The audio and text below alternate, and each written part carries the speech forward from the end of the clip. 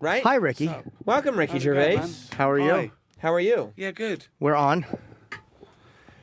You all right? I'm Oh, good. He's in the big chair. Yes. He's all grown up, isn't Yeah. he? Yeah. Since his Netflix special. Yeah, likes a having- lot of things have changed. Once the special aired, I'm like, fucking in that seat, motherfucker. I get the buttons. Yeah. So how are you, man? Good. Who's been eating fry up in here? It's so funny. I just said I ate eggs for breakfast, and I just said I hope he smells them when he walks in. It smells like a fart. It's bad. Yeah, that's. Why would you like that? Why would you? It's not good for guests, is it? It's not good for guests. It's that he revels in being disgusting. Right. And it's like you don't, and then he's like, why aren't I further in show business? And it's like everybody thinks you're disgusting. But even the I trailer, wasn't thinking that much, but yeah, you're probably right.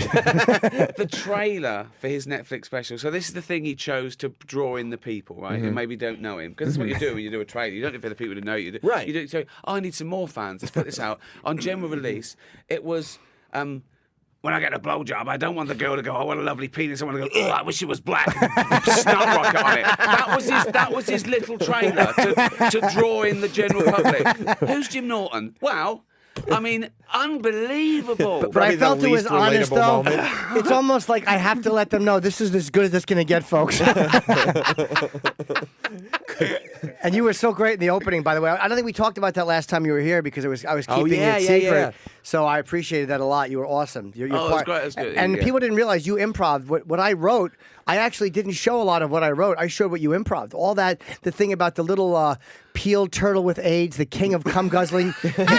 Ricky just said that. We're going for mainstream America. Yeah, but it was With- so with- funny. Yeah, It was great. funnier than what I wrote. So I was happy to have that in. Do you have? Do you have Glade in America? What's the It's air like a freshener? thing- Yeah, Yeah, we do. Because it fucking stinks in here. Yeah, do we have any for Ricky? I will request an air It's spray. unbelievable. It's bad. It's Yeah, every morning. I get used to it. I mean, oh. Jane, do you smell it?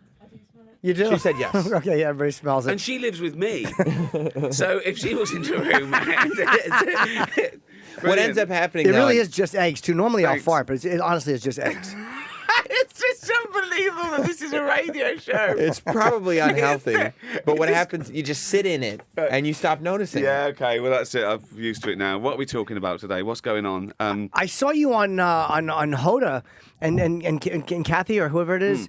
And you were talking about you wanted to be fat shamed, which was that recent? You were saying that? Is that something that? Yeah, a couple of weeks ago, yeah. Why? Oh, because I weighed myself and I've suddenly got heavier again. See, this is it, right? So I was thin till about 28. I was poor and thin. And then I got a job, and those were my eating years. And I reached a peak at about 48, and I was lying on the floor, right, in a sweat, right, and saying to Jane, I think I'm having a heart attack, right? And I thought, it might be a stroke because I'd eaten 11 sausages, right? Really? Yeah. That'll give it to you. Yeah, that's it. And Jane said, "You've got to look after yourself." And I thought, yeah, I have, right? So I started working out. And I did it with just working out. You know, I didn't really stop anything. I don't eat meat anymore, but I didn't stop anything. I still took in like 2,500 calories, and I drink every night. Is this after you were successful that you had this almost stroke? Yeah, Okay. 48, yeah. So, and I lost weight. I lost about 25 pounds, and that was it, right? But now I still eat and drink too much, but I physically can't work out enough the next day because I'm getting old and my joints so I'm steadily getting fatter. And I suppose I put 10 of the pounds back on. And so I said to people, right, this is slippery slope, fat shame me. And they were sending in tweets to me. It's hard to keep it off because I've also lost weight, so I know You were a fat little thing, weren't you? I was a pig. Oh, yeah. I was a Well, pig. Yeah, no, like a little. I'll tell you what you're like. You're like, you know, like I've always thought of you more of an amphibian or a reptile than a human. You know that, right? Yes. And you used to be like a fat frog. Do you know what I mean? A disgusting fat frog. And at first I thought, oh my God, this guy. I'm going to read about this guy in the next 5 years, and he's in jail for something horrendous that's never been done before. Do you know what I mean? Like, I didn't know this was humanly possible. Yeah, I didn't know people were capable. Serial killers are asking him to move wings in the Something that prison. creeps Right. even them out. Yeah, exactly. Yeah, and then he how did you get fit? Same way you did. I just got sick of it, and I started eating better in the gym, and I wish I had a better reason. That was it. I just started working out and just being aware of it. But the hardest part is when you put 5 pounds back on, which everyone does. We all Yeah. fucking do it. It's stopping the bleeding and going, okay, just stop. Yeah. There's always that addict thinking, like, oh, fuck it, I've already blown it. Let me Yeah. The hardest part is stopping. Mine is still sort of stubbornness because I did it all without giving anything up, and that's getting harder now. Yeah. So, as I say, I physically can't work out like Rocky anymore because I ache, and also your metabolism goes down when you get older. It's still no excuse. Right. It's still simple science. If you're taking more calories than you burn off, you put on weight. It's as simple as that, right? What are you eating? If you're not eating meat anymore, what are you eating that's putting on weight? Like, what do you binge on? I still eat, bread and pasta and cheese and all those things. I'm pretty healthy, I try and eat protein. I do all that, but then I have a bottle of wine every night, which is like... That's sugar, right? A lot of sugar? Yeah, 36 spoonfuls of sugar in a bottle of wine, apparently. So it's the craziest waste of calories. Right. But it's wine. It's alcohol. It's worth it. It's worth it. Makes you feel good. I know, yeah. Yeah, I don't care. After the second bottle of wine, I don't care that I'm fat anymore. That's the real cure. Exactly. You don't look fat, though. You don't look fat. I think you look good at this weight. Seriously. Luckily, I didn't throw away all my big black T-shirts. The trick is to start drinking wine during the day, and then that way during the day you won't notice that you're fat either. And you burn it off more, don't you? Because you're staggering around drunk, which burns calories. But that's... I just figured you'd be too drunk to realize that you're fat during the day because it's the hobo plan. You drink, but you walk the streets. That's and that burns a lot of calories. But the hard part is wander aimlessly to burn calories. And shouting and swearing and kicking boxes. That uses 200 calories an hour. You clench the core when you yell. Yeah, exactly, yeah.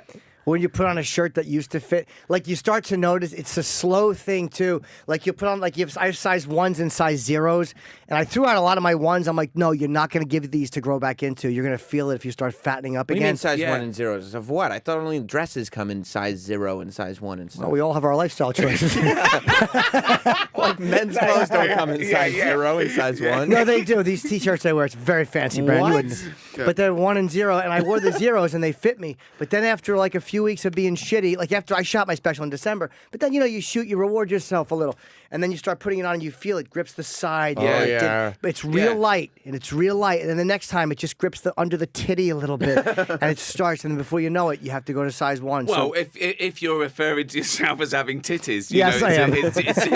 You know something's wrong immediately. Right. Can I tell you, one time I had a girl say that to me. She called my chest tits. She was being degrading, and she licked my nipple, and it drove me crazy. And she's like, "Oh, you like your titties licked?" And I went crazy. It was so humiliating. You liked it because it was It even was more so humiliating. Yeah, she called me tits. This conversation's gone downhill pretty quickly. It really did. That was from 0 to 60, wasn't it? The nice thing about health. And then he went, once this girl was degrading me. Well, that's why that's why the Netflix trailer works. Because that is where it goes. Imagine Charlie Rose just going, "Oh, that reminds me of a very funny thing that happened to me yesterday."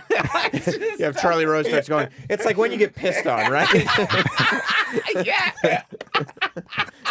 Charlie, like, what are we doing? I'll bet you he does. I'll bet you he lays down with his mouth open and goes, "Oh, make the rose grow. Make the rose grow." Make the rose grow. Yeah. Right, okay. That is libelous and we have no information. Oh, it was just a guess. Yeah, it was just, you're allowed to guess. It's You're Charlie allowed to Rose. guess. Charlie Rose theories. I tell you one thing: if Charlie Rose did sue me, the funny part, it would be worth getting sued for just to have the deposition. Where It read out in court. He'd have to explain. The judge is reading it out and he suddenly says, "Mr. Norton, why are you masturbating?" Mr. Rose, Read it slower. Read it slower. have you ever been urinated? No, I've never been urinated on. We'd have to call in people he slept with. It'd be well worth it. Has he ever said to you, "Make the rose grow"? Unbelievable. Yeah, that would be well worth it. I think so. But when I was sort of losing weight, I think I lost the weight. I lost 25 pounds in about 6 months, just really going for it. And it was between the first 2 Golden Globes I did, and I remember the suits I sort of had, I'd take into the sort of dry cleaners and repair shop and take an inch in. That took them in again, took another inch in. It was great.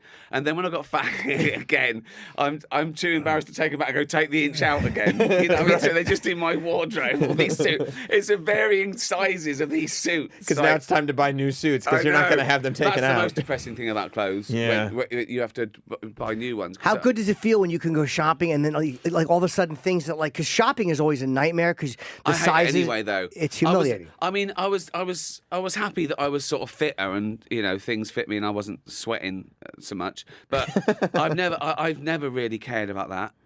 I gave that up at 28, pretending about fashion or looking good, or I just want comfort. I'd be happy, I'm in jeans now, which is a bit of a pain to me. I'd rather be here in my pajamas. In fact, I'd rather be in a bucket full of my own shit and urine. Just being fed red wine by a nurse and then she empties the bucket. Right. Oh, that's another one of Jim's things he does. He likes that. Yeah. I like to be Caligula-fed wine. Got my stomach stabbed. Like a foie gras goose, just there. Unbelievable. So yeah, that's and that's also it's so relative. You're not going to see me on one of those documentaries anytime soon, being airlifted to hospital. But do you know what I mean? There's a big gap. Yeah. Oh, it's a huge gap. Yeah, But you get addicted to the compliments too. You get addicted to people going, "Hey, you look good," and like all of a sudden that became a motivator. People who don't see you for a while. I told you when Ozzy came in, and it's the truth. I didn't think he knew who I was. I'd interviewed him 50 times, but he would never. And then he remembered me and realized I'd lost weight. That motivated me for 3 years. The fact that he recognized I lost weight. There's always someone on Twitter that says, "Oh, you look better, fat." Oh, please. What? Yeah. Well, yeah, you're a bit haggard now. That skin looks a bit. Do you know how many AIDS accusations I've gotten on Twitter? Oh, someone said that to me. Yeah, it looks ill. It Yeah. looks ill. Well, I can't win. No. What do you want? Or the minute like you show a photo of yourself skinny. Didn't you used to be funny? You were funny when you were fat. Yeah. Like, they expect you to die of a heart attack because so you're not. That's ridiculous. It's a myth as well. It's and they don't realize we hate ourselves as much now as before, just for different reasons. Well, My self-hatred is I gone. didn't care. I didn't particularly care. I wasn't going. Oh my god! I enjoyed food more than being healthy. It's as simple as that. It was a life choice, though. It was never. I didn't have any excuses, but I don't remember being that worried about it. What's the hardest thing for you to not eat? What's the hardest thing for you? What's the food that you're like, fuck, I can't not eat this? I mean, because I'm in here, the first thing I thought of saying was cock. Just because you asked me it. I understand. understand. That'd be a funny answer, and I thought Jim had the same answer. But, I mean, anywhere else, that would never pop into my head to say, "Oh, it'd be funny to say cock" because it's Jim asking the question on Charlie Rose. So, Ricky, what's the one thing you can resist eating? Cock. Okay, cut there. Can we cut there? No, we all know Charlie. He'd go, "I hear you." Yeah. theories about Charlie Rose. I would love to see Hoda's face if Hoda was like, Ricky, stop talking about people I know and I might have to work with again. And then you're like, well, Hoda, mainly cock. She would probably laugh at that, though. They seem like they drink wine on their show. They're drunk half the Cock time. on NBC. No, you can't That's say true. cock unless you're talking about a male chicken. Right. Then you can say it. Well, that's what I was talking about, Hoda. Male chicken. I don't like the female chickens. They don't taste as good. Thank you. What was I saying? The hardest food for How you much not you like to to eat cock? Well, the hardest food to give up is obviously it would be any alcohol. That's not strictly a food. I like savoury things. I like what everyone likes because we're mammals. I like fatty, salty foods. Do you know what I mean? Cheeses and pastas and things like that. I don't think that's to be the hardest thing. And I cut down on it. Does your green room have a lot of stuff in it? Like on the road, I had to have pretzels taken out of my rider. Literally, my road manager would hide the pretzels. Yeah, they send me on that's binges. the thing. That's the other thing as well. That when you graze, when there's things out, when there's like bowls of crisp out, you eat ridiculous. You eat 9 bags of crisp. You wouldn't open 9 bags of crisps and eat them at home. So I do little tricks. So I've got protein crisps now, which is they taste just like crisp, but they're like a whey.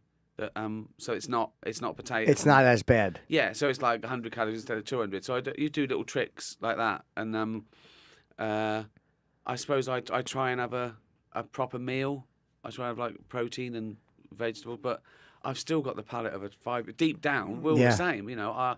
I'd eat if someone said we've just found a way pizza isn't fattening, I'd eat pizza all day. It's literally all I would eat. Of course. So good. Is there anything better than Tasty Delight? I love giving myself a little treat. Tasty Delight fucking rules. What's Tasty Delight? It's like a Frozen yogurt. Froyo. There's lots of things better than frozen No, yogurt. there's not. Yeah. There are. There's many things better than Yeah. frozen Ice cream yogurt. ball. I can't have ice cream. It's too much. Ice cream. Oh, puddings are great. Yeah, I Pudding know. rules. Yeah, I know. Pudding rules. Yeah, I always try to work what the euphemism is when I'm talking to him. Like Right. pudding rules. That's Where are we going No, here? we're in prison. What would that mean? Who wants pudding means something else in gym talk. Right. Charlie Rose pops his head around the corner. Did someone say pudding? When Charlie Rose and Jim get together, you got to be careful what you say yes to. Hey, how's your tour going, by the way? Brilliant. Ricky's Best promoting one. the Humanity World Tour and RickyGervais.com. Most of it is sold out across the Yeah, globe. we're putting 2 new dates on, and they'll be the last 2 dates. Another one in New York in October, which goes on sale this Friday at 10 a.m. And also another one at the Dolby Theatre, the third one at the Dolby Theatre. In Los Angeles, right? In LA, yeah, exactly. And that goes on sale at 10 a.m. in LA this Friday. So they're the last 2 to go on. And yeah, pretty much everything else is sold out straight away. And I've heard it's an amazing tour. I've read amazing reviews. Everyone is saying Yeah. it's great. It's really going well. It's gone the best of any tour I've ever done, I think. And I've enjoyed it more. I really enjoy being a stand-up now. I think I'm a stand-up for the first time. Really? Yeah, I think, I know that sounds odd, but I had 7 years off, so the anticipation was good. I worked on it for a long time and thought about it for a long time, so it is, I think, objectively better. But I think more it's about the attitude and the way I approached it. My first 4, I felt that I wrote them.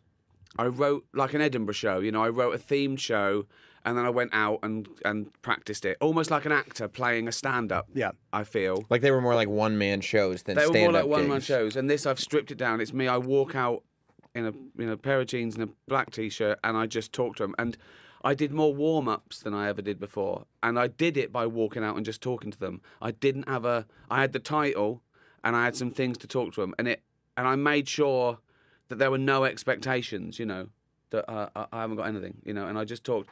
And honestly, it just feels better, and I think I can call myself a stand-up for the first time.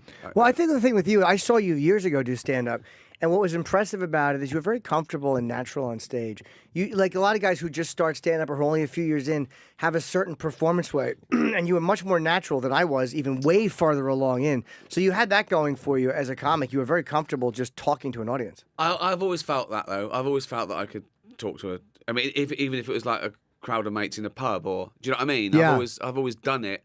I don't think it was natural. I think that I'd been practicing my art for 40 years without realizing it was a job. Do you know what I mean? Yeah, yeah. And also when I approached stand-up, my mission statement was to try and be as funny as you are in the pub.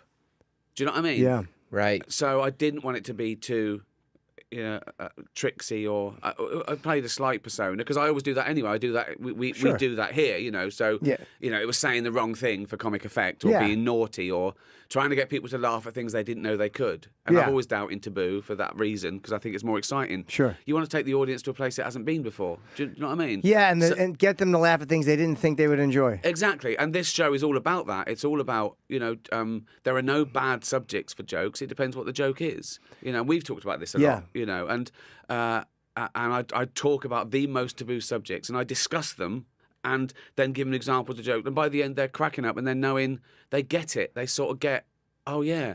If you start off with a joke in that subject, it's, oh, why has he done that? Because they don't know where you're coming from. And that's the other thing about this tour. People know me now, so they know what I'm doing.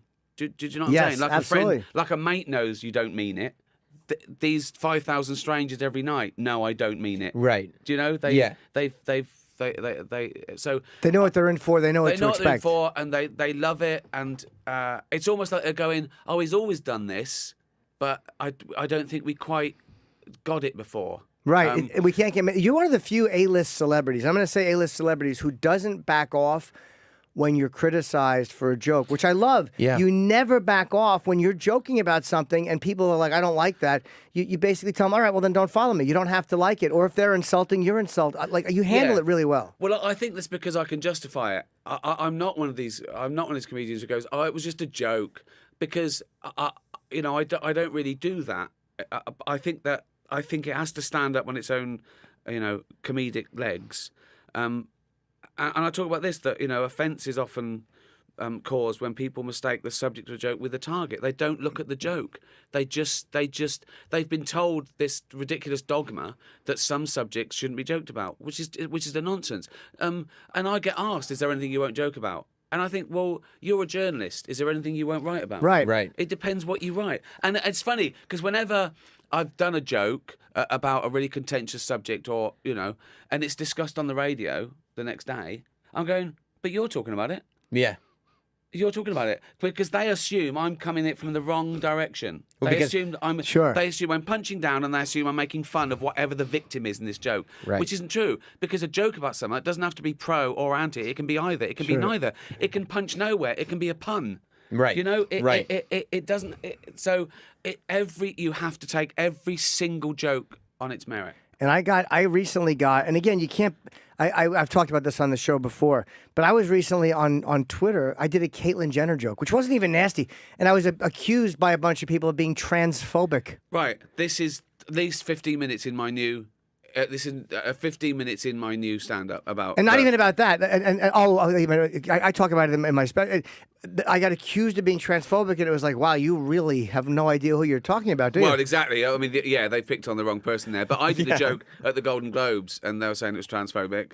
And I said, why? And they said it was about a trans person. I said, well, that's like saying a joke about Bill Cosby is racist. Right. It depends what the joke is. It wasn't transphobic at all. The joke I told at the Golden Globes, I came out, and I said, all the actors are looking at me all nervously, brilliant. And I said, relax, I'm going to be nice tonight. I've changed. Not as much as Bruce Jenner. That's funny. And I go, now Caitlyn Jenner, and what a year she's had, became a role model for trans people everywhere, bravely breaking down barriers and destroying stereotypes. She didn't do a lot for women drivers. So the subject of that joke is clearly stereotypes. And by the way, like, the thing that people should, even if they're going to take umbrage with something, it should be like, wait a minute, wasn't that a thing? Somebody died in that car accident that he's referencing. Yeah. But nobody even picks up on that. No, I discuss it. I say, let's not forget the target of the joke is a celebrity killing someone in their car. Yeah. And they also said you dead named, Travis reminded me that you dead named just because you said Bruce. I talk about that as well, dead naming, which is ever saying that her old name and that she used to be a man. Yeah. And then I say, but she was. And then I do the thing about she was in the Olympic Games, and I act out, and so, and I say, and I was second, my second crime was saying that he'd changed, because they say, people, that she hasn't changed, that she's always identified as a woman, and so that, she had gender realignment. And I discuss it in the live. I discuss all the criticisms of me, and then I say my piece, because I think it can be funny to deconstruct, particularly when you're the butt of the joke, or you're, and so I always try and keep it fair. I don't ever do a sleight of hand where I say something that's a lie or to make myself look better in a joke. Right. I think that's really important. I think that, and then once you've done your best and you've explained it well, people are still going to make their own mind. They don't have to like it. They don't even have to get it. But someone not getting your joke isn't your problem. It's theirs. Right. They always say, go ahead. They always say, like, well, you should tell a joke that your joke should be better. And say, why is there never any responsibility on the idiot with ears that took it wrong? Brilliant. Why is it always my fault? Brilliant. That's brilliant. Why isn't it your responsibility to get the fucking joke? Yeah. That's a great... And the other thing I get is whenever, like in the press, a joke of mine is discussed as being offensive, I don't mind that at all. But when they get the fucking joke wrong, that drives me mad. I go, well, no, that's not the fucking joke I said. That isn't a good joke. A joke should be perfect. Every word matters. It's like a cryptic crossword clue. Every word matters. It's a little piece of poetry. Right? So if you get one of those things wrong, you can fuck the whole joke. So instead you have a news anchor paraphrasing, going, well, what he was pretty much saying was, and you're like, no, yeah, no. Well, I did a joke years ago. I say I hate drink driving. I think it's terrible. I grew up when it wasn't a stigma. Now it's terrible. And by the way, I don't even drive, so this joke's everyone knows. I say I did it once. I took the car out and I was drunk one Christmas. But I learnt my lesson because I nearly killed an old lady. And then I go, in the end, I didn't kill her. In the end, I just raped her. So the joke there is clearly the magic act with nearly killed. It's a misdirection. So they think I swerved and nearly killed her. But what I actually meant were I've attacked her so much that she nearly died from horrendous, and it turns out worse, right? Yeah. Much worse. So they're discussing that joke as terrible, right? So in the paper, they tell the joke as this. I went out and I nearly killed an old lady. In the end, I didn't kill her. I just raped her. So they don't tell anything about the drink driving bit. The whole setup is gone. So they just think, well, he's a maniac. He said what? He went out and nearly killed an old lady but just raped her? Well, that's not mental. even a joke. That's not even a fucking joke. I know, exactly. He's just confessing to crimes on stage. Yeah. Arrest him. Yeah. That really made me laugh. That was really fucking It's funny. clever. And I say everything matters. And live, I even do the mime of the steering wheel, and I nearly killed an old lady. And so that's planted firmly in their head. And then, the surprise at the end, It's the ultimate misdirect, and I hate to break it down like that, but that's really what sometimes it's a misdirection where I didn't even do this, and then what you've done is more barbaric or worse, and that's what the joke isn't about a rape, it's about doing something even worse where you're trying to admonish yourself. I didn't do anything wrong, and then you've done something worse. Well, that's exactly it. And also, we've discussed this before when people say, "Oh, you think rape's funny?" They mean jokes about rape, but they've done that little sleight of hand on purpose to make you back yourself into a corner. Like, do you think rape's funny? The answer's no. Of course not. No one finds fucking rape funny. And I do this live as well. I say not even rapists find rape funny. There's been never a case of someone giving evidence going, it was dark, he was wearing a ski mask and he was giggling. So, but they try and the answer is, again, it depends on the joke. I really break it down. It's so much fun. It's such a great platform to be able to put your side forward and discuss humour in a funny way. And so you're taking them along with you all the way. You're explaining. They're hearing every word from your side, and then it takes a long time to explain what humour is to someone or freedom of speech it's. We've talked about it on the show. It's crazy that we've gotten to a point where you have to show how the trick is done. Like, as a comedian, you have to pull the curtain back. There can't be any more fourth wall. Like, you have to take them behind the scenes and say, "This is what I did. This is my intention. This is why I put this here." Like, you shouldn't have to. Well, no, you shouldn't have to. But this is the reason is the more terrible and emotive the subject, the harder it is to get over the hump about a joke about it. Right. We can joke about, people joke about murder and people get it. They go murder, which is horrendous, murder. But they can't take that personally because they haven't personally been murdered. Do you know what I mean? Whereas if you do something that touches someone or a group of people and it's, it's very, very emotive, it's hard for them to get over that. The number of times people have seen my stand-up and I've had one complaint. I did the first time I played Madison Square Garden, I got a complaint from a Jewish society saying, we loved the show, we loved all the... we were however unhappy about a routine about Anne Frank, and they tell me I said, but you got the jokes about famine and cancer and AIDS, and you got those. I said, I'm doing the same thing with her as I did with those things. I'm saying the wrong thing, and they went, oh yes, okay, we understand it. And sometimes you do need that, and I don't begrudge people because they're not attuned to it. We think about these things every day. A 30-second joke, we've probably put 3 hours work into it. Do you know what I mean? Or thought about it, or introspected, we are presenting them with a finished item, but that's the tip of the iceberg. And so sometimes they do have to get over there. It's hard to, by definition, to see your own blind spot, because everyone's got their thing they don't want to joke about. People say things, are you ever offended by things? I go, I'm offended every day. I'm offended by loads of things. I'm not immune to being offended. You just don't want a penalty imposed. Well, if you're exactly, offended. You avoid the things you're offended by. Yeah, that's the other thing about today. People think that they have the right, because they don't want to hear something bad, that it's their right to shut you up, as opposed to it's their right not to listen. And that's the confusion as well.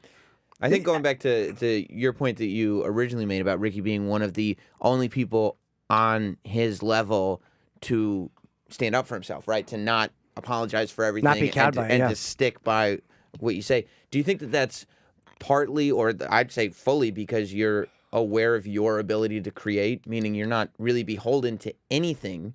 Well, because it's not you can that create your own material. No, it's not that I think I'm bulletproof or I don't care or they can't do anything about it. Although all those things are true. No. If I'm not breaking the law and they're not coming to my house, who cares? It's virtual, Right. you know. It's not that. It's that I'm confident in that I've done right. I don't think I've done a really bad thing and I can get away with it. Fuck you. I think no, I've done a right thing here. I can stand. I justify every one of my jokes as an okay thing to do. Do you know what I mean? Yeah, absolutely. I'm not saying, because that doesn't make sense. I can't say, yeah, I do bad things, but so what?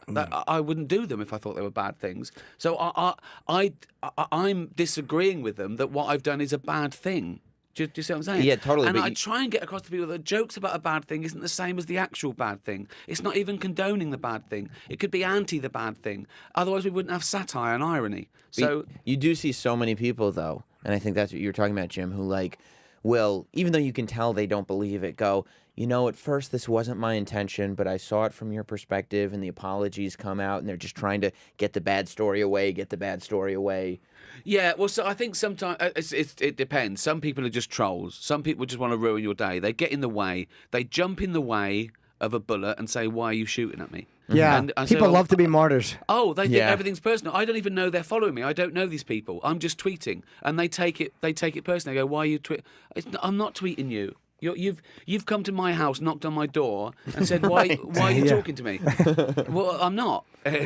So again, people, and it's hard because people think that the world revolves around them. Do you know there's been people who have said things on Twitter that annoyed me a lot? Yeah, of course. And there are people who've made statements publicly, and I've stopped myself from responding because I realize, and I really practice. I'm like, they're not talking to you. You're not following them. Yeah, you called Yeah. them. What the fuck business is it of mine what they say on Twitter? I've actually, I get the instinct to want to tell someone to go fuck themselves because of what they say, but I've backed off on doing it. I'm like, they weren't talking to me. I only get that when they've atted me and they've misunderstood something Right. I've said, and Yeah. it's aggressive, and Yeah. and they make assumptions. They make assumptions about you that are wrong, and then they go, hypocrite. I go, well, no, the assumption's wrong. So are you going to take back the hypocrite bit now? Right. You know, but the best thing is to ignore it, because you're right. It's one idiot in his basement. And it who's goes not- away. It does go away in a Isn't couple that days. amazing that it if you ignore it, it consumes you, course. and then it just disappears. It's virtual. Yeah. It's virtual. It's like a bad dream. As I say, if they're not coming to your house and you haven't broken the law, forget it. Were you surprised when you posted that photo? Because you'll post photos of the big game hunters and stuff that will hunt and say sarcastic things about them. But like recently, you the one posted with that the photo giraffe. of the giraffe, Right. and a bunch of people thought you were posting a photo of yourself Yeah. killing So a there's this- giraffe and bragging So about it. there's this fat idiot in a fucking pith helmet, right, with a rifle, standing on a giraffe's neck, right, grinning, right? And I said, "Yay! I just shot a slow-moving 14-foot herbivore with a high velocity rifle, right?" And then and most people got it, but most people were going, "Why'd you do that?" No, it's not me, is it? It's not me. Because it was like a wide shot. People were seriously like, "That's not cool." Right? And like you would actually phrase it that way if it was you. Like who would say, like, I've just shot a slow-moving herbivore? You would never say that if it was No, you. I know. And also, the other thing is, and I looked at the people that object and they don't follow me, so they don't Right. know anything about me. So it's obviously been RT'd onto their their timeline. timelines. So I just ignore it. Ignore it. But you do, and then it shocks you to realize that maybe there's some people on Twitter that don't know what the word herbivore means. well, that's the other thing as well. Stupidity. I can't get over. I can't get over how stupid some people are.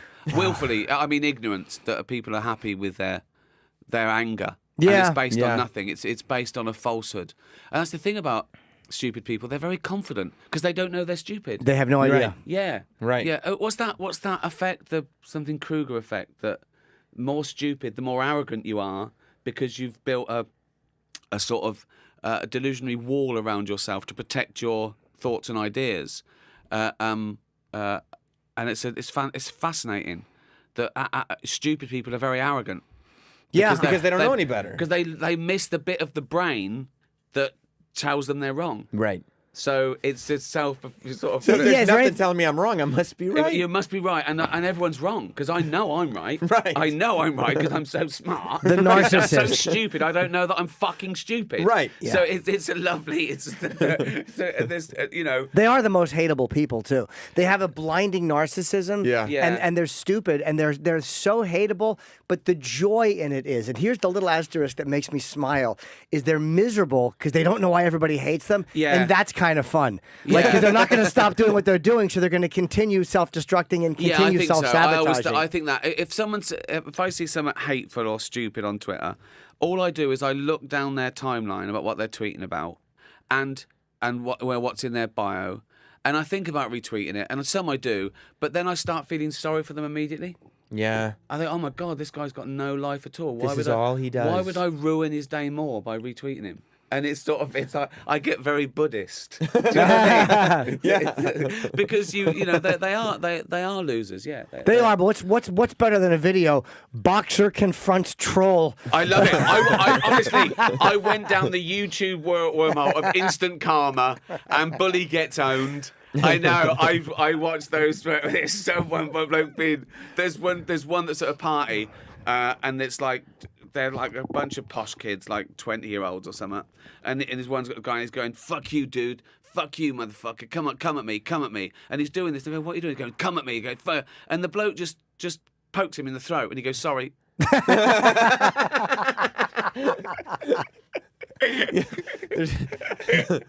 There's nothing better than seeing a little kid with a giant backpack on getting shoved, and then he just I know. cold cocks him and knocks the guy I love out it. flat. I always love the guy that when the bully picks on like a nerd who's like a black belt. Yeah. He's like a ninja. He drops the knapsack and he knows Yeah. Brazilian jiu-jitsu and you're like, oh, fuck. Yeah, it's good. And drunks Sorry. get knocked out so easily. Easy. They're unconscious on their feet. It's great. Yeah. It's scary to watch, though, because you realize how many people out there, like, could knock you out. Like, when a drunk is going, like, come on.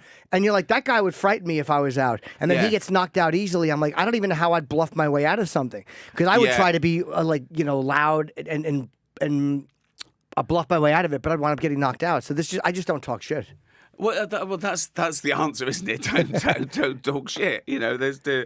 But these people again, they don't think like that. And alcohol, obviously, if you're drunk, there's nothing you can do about it. Do you get hecklers at any point? I mean, I'll deal with them once in a while, but it's fun heckles. They're not even mean heckles. They'll say things that they like. The thing is, I go out. I've got 2 spotlights in my face. There's 5,000 people there. If someone shouts something, I didn't hear what he said. Right. So I ignore it, and then people think, oh, he's ignoring heckles. Have you heard? Right. I've had And stuff. again, it's usually Ricky. It's not a heckle. Right. It's not, Right. No, I don't get heckles, and they're silent all the way through.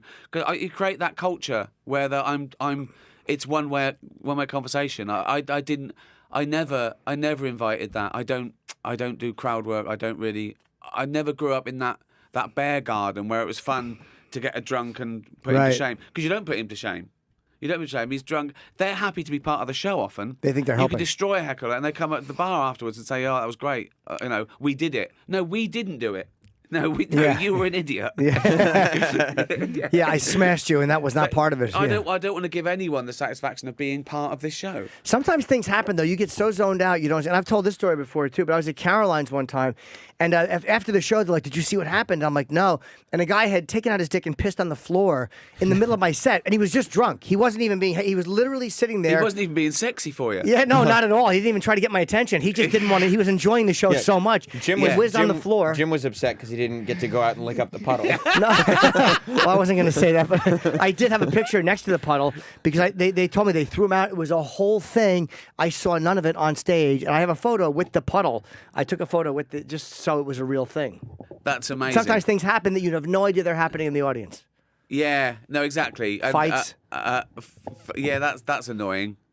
I was happy though. I was really honored Did a that somebody fight liked happen my or a piss happened? Piss that somebody enjoys you that much they don't want to leave. Right, How that's great true. is that? I see what you That's mean. true. He didn't want to go to the toilet, so he just took it out. He got himself arrested. Because he arrested him. Because he couldn't miss one joke. Yeah, one joke. Not one joke. All right, maybe he was just in a blackout and had no idea where he was. That's probably more what That's it was. great. You put it on your CV. Hey, was Mel Gibson mad at you, by the way? I don't know if I've seen you since then. We might have asked you about that when we interviewed you last the time. town Was he hall. pissed off at you or no? I don't know. Maybe. I think he was coming into a. I think it was difficult for him because, and I don't think he wanted to be there, but he had a film out. It was. He's had a rough 10 years. I think he wants to forget it. So Sure.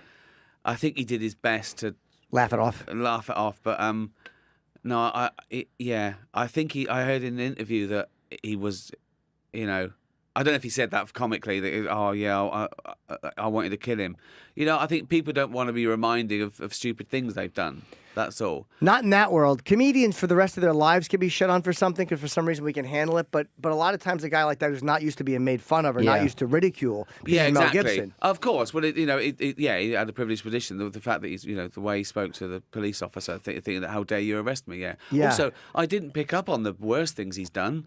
The tape with the girlfriend, Jesus, I didn't even. That's too dark for me to bring up. Do you know what I mean? We literally did a year on the radio on those tapes. Well, exactly. Yeah, I was doing sort of light entertainment ribbing. Yeah. Oh, we all get drunk. Well, yeah, but we don't say to our girlfriend. You know what I mean? Sure. It's like I didn't even go to the darkest points of his. Yeah.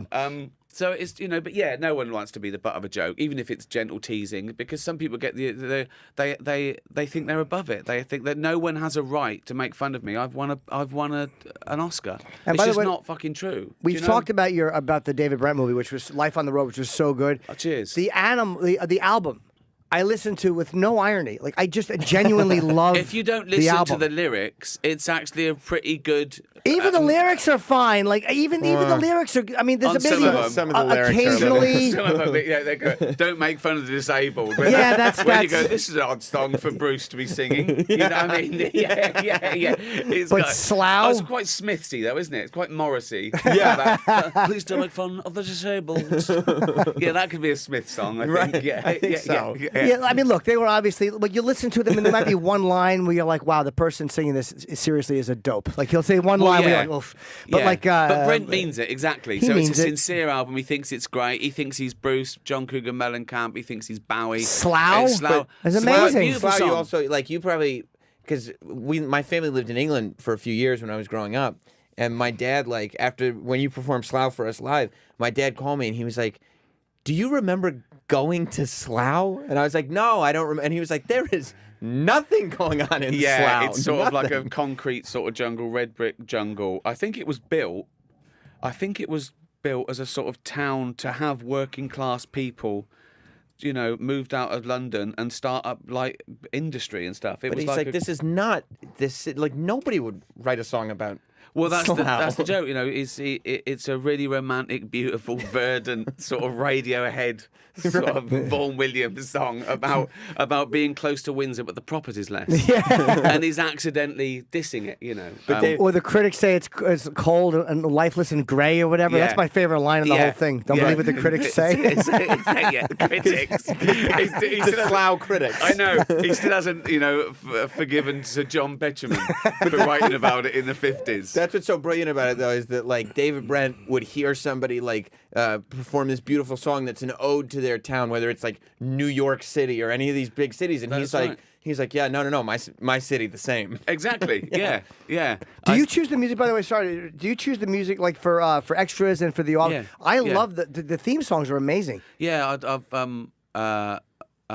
in fact, Jane played me the Handbags and Glad Rags years before. I thought it was a great track by Rod Stewart. We couldn't afford that version. We had to re-record it with a sound alike. Wait, was that a radio guy who did your version? Who sang the version you guys have? Big George Wembley, right? That's right. He sort of produced it, and we got a singer who could do a Rod Stewart sort of It's so good. impression. Yeah, it was re-recorded. Yeah, and then and it's funny because it was either that or Sitting by Cat Stevens, which I loved, and we couldn't afford that either, or we didn't get permission for that. But then we got permission to use Tea for the Tillerman, which was one of the, so one good, of the first actually, albums yeah. I ever bought, and I just think it just worked. Well, you Coming use in- a small proportion of the songs too, and an odd portion, like the Office starts with this just in the middle of the song. It's so good. Dun, man. dun, dun. Yeah. It's because it's so melancholy and Yeah. Your version is just Rod Stewart's version. I prefer the version you have. I've heard his. Right. Cheers. I mean, his is very good, but I actually prefer the one you have. Maybe just because I'm used to it and I associate it with the show. It's just a little bit sort of sadder, isn't it? It's sort of like just Especially when you're seeing a guy with a fucking with a hat that has like tooth holders for beer and a radio station thing on it, having his shoe thrown over a roof. You're like, oh, false fun, just false fun, just trying to get through your day until you die. Do you know what I mean? Yeah, that's it, isn't it? That's what most people. That's what we all do. We try and make exciting days more frequent than the most boring days, but then we die. It's still the best portrayal of that guy, of that person who wants to be funny, who wants to be, and yet it's believable. Like there's too many people that do like fake awkwardness, and it feels fake. Like, oh no, that's awkward. You're like, shut up. You're good looking, but that feels like a real guy. Yeah. Well, I think what people realised was that it was an affectionate look at David Brent by the end. After sort of 10 years, I think they realised that, well, actually, we're all a bit like that. That he's all of us. We all do that. And I think that's why people identify with it. It wasn't just them laughing at an idiot.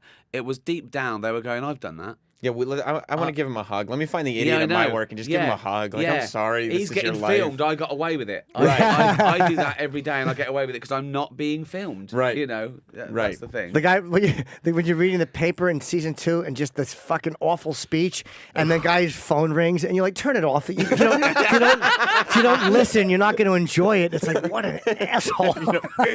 Well, I got that right. So when we lived in a, If you don't listen, you're not going to be. You're going to enjoy it. It's this disguising this tension. Like he still wants everybody to have a good time. Right. But he's so tense that it's not happening. I saw under that his happen. terms. Right. Well, about 1985, we went to a little local fete in this. We lived in an area called King's Cross, and it was a little local fete, and it was a shitty little thing, right?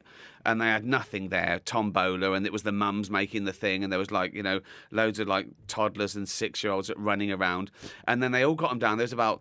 There was probably about 15 kids sitting down, like 15 6-year-olds, right? And this old guy, his name was, I won't say his name because he must be dead now. Oh, it doesn't matter, right? Anyway, he had a little Punch and Judy show, and he was about 75. And he's obviously done this all his life. And he came out and he was going, oh, Mr. Punch, right? And there's kids talking. And at one point, you saw Mr. Punch just slam down, and he came out and he goes, if you're not going to listen, you're not going to enjoy it. Just shouted at these 6-year-olds. And all the parents went, and he went back in. And I just thought, well, I can't watch him now. No, I've just seen, and that's the thing about a heckle. If you're too harsh on someone with a heckle, you've ruined the show for them. Because if a comedian audience really gets, I've seen comedians go really go, you fucking idiot, like that, and I think, well, that's it now. Now you've got to go back to doing your funny little act. Or we've just seen that you want to stab this guy in the audience. And sometimes we do, That's a great point. There's a weird thing when you get yelled at. You have to gauge immediately what level do I hit them back at. And if somebody yells at the front row and they yell something, you have to repeat what they say so everyone knows what you're addressing. I've made that mistake before. I've just answered them. I've just said, with 2 legs. And everyone goes, what? I go, he said, yeah. But once in a while, you get a dream heckle. Yeah. Like I was at the Cellar one night having an amazing set on a Saturday, and this shitty bachelorette party was in the back. Oh. And it was a good show. And everyone knew it was a good show. And they yelled something, which was basically an invitation to be barbaric because they yelled something so unnecessary and so confrontational. Yeah. So I knew I had free range to really to say whatever I want. Once in a while you get one of those, but it's horrible when they just yell it from and the if front. they say something that's funny or sweet or complimentary, you just say thank you very much. Yeah. You don't. There's no need to, and I never have stock put downs. I mean, I remember the first time I saw a stock put down, I thought, oh, that was great. Then I heard 9 other people do the same thing. And you think, what? Oh, really? Yeah. You're relying on no one ever been to a comedy club before if you're doing those. Yeah. And you've got to gauge everything. But I as I say, if you're playing a theatre and they've paid $100 to come and see you, they're not there to heckle. Right. They're there to to be entertained. So, but I don't do those clubs. I never did really. But I don't really do those clubs. The stock put down. Sorry, Sam. The stock put downs. Whoever first came up with them is a genius. Yeah. Whoever first said to somebody loud in the audience, "Hey, where'd you learn to whisper in a helicopter?" Yeah. That was That's a great. comic genius. Whoever said that first. And the other one was annoying, isn't it? You come up for a conversation and someone builds a comedy club around you. Really good. Hey, you're bothering me while I'm working. Do I bother you when you're working? Do I get out of the corner and slap the dicks out of your mouth? Exactly. Whoever said that the first time. Yeah, exactly. But only the first time. Only the first guy. Only the first Somebody time. said it first. Yeah. If you were the heckler, they wouldn't know how true it was. Well, I don't get paid for it. He pays for it. How did you know that? How the hell did you know that? Exactly. I just say thank you, madam, and I walk away. Madam, has Jim ever said thank you, madam, to anyone? What scenario is it that Jim Norton said thank you, madam? Madam! I'll tell you, there's a pile of something on his chest. And I'm not a madam. Yeah, exactly. Nice cock, madam. Oh, yeah. Sure, but that all depends on your perspective on things. I know, That's a yeah. madam. That's a great bumper sticker to sell. It's annoying if I'm called transphobic, I have to argue with it. If you call transphobic, you just send him a photograph and go, does this look like I'm transphobic? It was the craziest look at my accusation phone. ever. yeah. Just look at the first 3 pictures on my phone. Scroll to the left and keep going.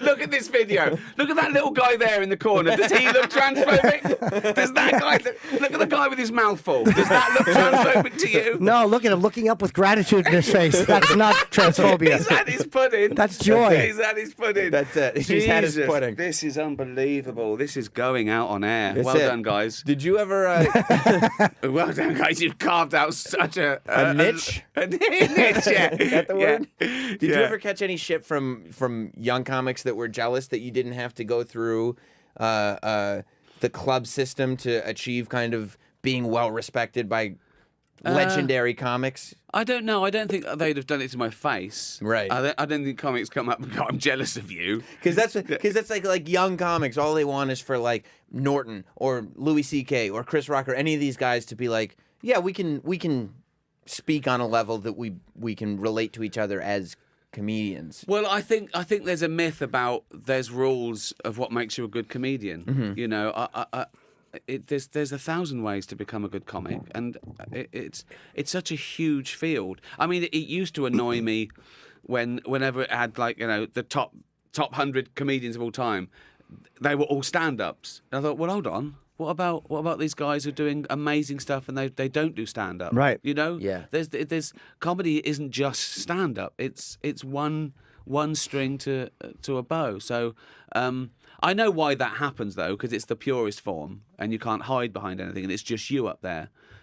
Less and less though nowadays, because I find out more and more comedians have writers, which is Right. Rodney Dangerfield had writers. He was one of the greatest. Exactly. Well, they're old comics. They used to do jokes, didn't they? So we had that. Like in the 80s when it came in. As far as I can work out, I think the new wave comedians, they were lumped together because they were probably not racist, not sexist. Right, but actually, I think the big difference between old comics and new comics is that the new comics wrote their own material, and they told the truth. They wrote about their own lives, as opposed to that shared pool.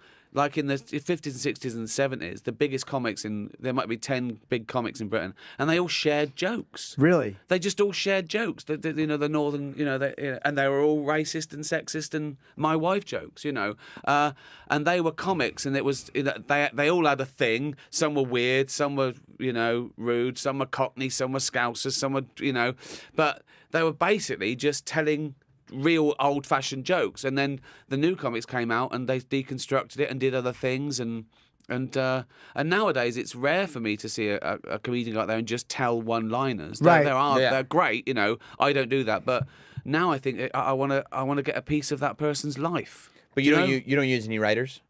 No. Yeah. No. Never have. Which because also I want people to know everything I say is true. If I'm saying it's true, it's the truth. And I think when I see a comedian going, "Oh, isn't it weird, ladies and gentlemen, when you're on the bus You haven't been on a bus. Wait a minute, that's not yours. You know, I was going through customs. No, you weren't. No, you weren't. One of your writers was. And I think the bottom falls out of it. Yeah, I think so. For me, I don't write one-liners or surreal jokes. And the ones I have, I've put them in the set and they go, wow, but I think, maybe they think the other jokes are lies. So I've dropped them. So I don't do surreal. I do. I did a joke a couple of times, and I didn't like the way it's set. It feels fraudulent. Sometimes saying certain things. You're right. It does feel like I don't believe that. Yeah, and if he lied that time, is this joke a lie as well? And I like it to be all based in truth. I wrote a joke once. But I had a bit of bad news today. Actually, my friend committed suicide. He just went upstairs and swallowed everything in the bathroom cabinet. Choked on a tampon. So that's so not me. It's so funny, and though. I just thought, that's not me. Right, it's just a joke. Yeah, and I don't do that. I can do it, you know, but I thought, for the next two jokes, are they going, is there a sucker punch coming? Is there a gag here? Right. And I want it to be, I want to tell a story. That's what I want to do over an hour. Mm-hmm. It's got a slight narrative almost, my stuff, you know, and it deconstructs and it. I'm always examining stuff. It's analytical. It's almost like a little lecture. And that's what I do, and I think that's what I'm good at. Do you know who I started watching too? And again, another Ozzy Osbourne recommendation. He was one of his favorite comics as a kid, so of course I went on YouTube. Tommy Cooper, who I've talked about before. He was a really funny dude. He did what he did better than anyone's ever done before. He was a buffoon, a big guy who'd come out and he'd and he'd do jokes like, I went to the doctor. I said, it hurts me when I do that. And he'd lift his arm up. And the doctor said, don't do it then. It was things like that. I've got a real pain in my chest. And then he opens his jacket and pulls out a window pane. Like little dumb shit. Really dumb things. And he'd do magic tricks that always went wrong until the end. So it was just, he was playing like, it was quite sort of postmodern because he was playing a person who was terrible at comedy. Right. He was very funny. It was great, wasn't it? It was almost like a really modern character act. But he was, you know, just a buffoon. Those guys were also very, very hamstrung by content. You know, like Lenny Bruce kicked through by talking about religion and Catholicism. Those guys weren't allowed to talk about religion. They couldn't talk about sex. So a lot of those guys who did kind of intermingle jokes, they had such limited range of what was acceptable to talk about in a club. So a lot of times I think that kind of and that was hurt by them. law though, wasn't it? They could, you know, the obscenity laws and stuff. Or it would ruin your career. Like Jackie Mason, the myth, Ed Sullivan thought that he did the fuck you sign on his show, but he didn't. And he hurt Jackie's career badly. Like for years he had him banned from television because he thought Jackie Mason had done an obscene gesture, which he apparently didn't do. I haven't seen the set. But, you know, like if somebody back then... Yeah, I suppose, but it still happens now. Like disgraced comedians are ones that work for the BBC that have got a handcuffs deal, you know, and then they lose their job, and it's like really embarrassing. Whereas I think if you do your own thing and you're sort of pretty bulletproof, if you're not beholden to anyone, then you know you go where. In fact, you know, I think if you're doing stand-up and doing the sort of stuff I do, a scandal about a terrible joke sells tickets. Sure, it doesn't hurt. Yeah. No one's going to go, because those people aren't coming to my shows anyway. Right. People who care about blasphemy laws or obscenity laws, they're not buying a ticket to my show. So it's totally irrelevant to me. I think it was the days where you were sort of owned. Do you know what I mean? Yeah. You know, and well, you could be hurt by one person not liking you. Could hurt you. Right. Now the biggest broadcaster in the world is the internet anyway. So if you can't get 2 minutes on Conan or Letterman, so what? You know, there's 800 million people on Twitter, 1.5 billion people on Facebook. You know, you find your niche and you work it. How many people do you want coming to your show? You can I think people sort of live and die by the sword nowadays. It's a lot fairer, even with all this stifling, these lies and this political correctness and that. Even with all that, there's the truth will out. You will live and die by your own morality, and you know if you don't break the law. I'm going to come see you this Sunday. I think we have to break, right? We do. Travis, have to break. we have to break. Yep. But Ricky, you're always amazing. And just to promote, everything we need to promote. Humanity World Tour, which is sold out everywhere in the world except a new show in New York City going on sale. It's in October. It's going on sale this Friday, 10 a.m. Exactly, New York time. And L.A., 10 a.m. L.A. time for October to do a third show. At the Dolby. At the Dolby Theater. The home of the Oscars. Oh, that's where that is. Yeah, that's the only chance I'll ever get to be on that stage. Well, please, Mr. Showbiz, I didn't even know where it was. I'm like, really? RickyGervais.com for tickets. These shows will sell out.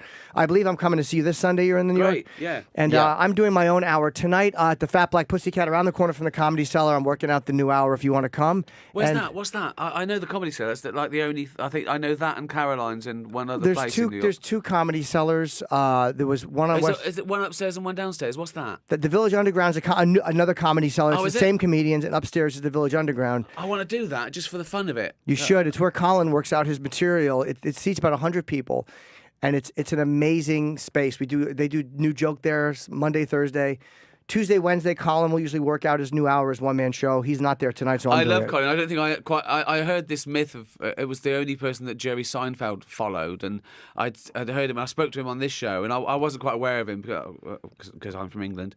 And then I saw him on the comedian, that Jerry Seinfeld's thing, and he's great, isn't he? Have you seen his shows, his Netflix specials? No. Unconstitutional, He's amazing. New York He's Story. great, isn't he? Amazing. He's fucking brilliant. It annoys me. I've been rediscovering like people that I was really late.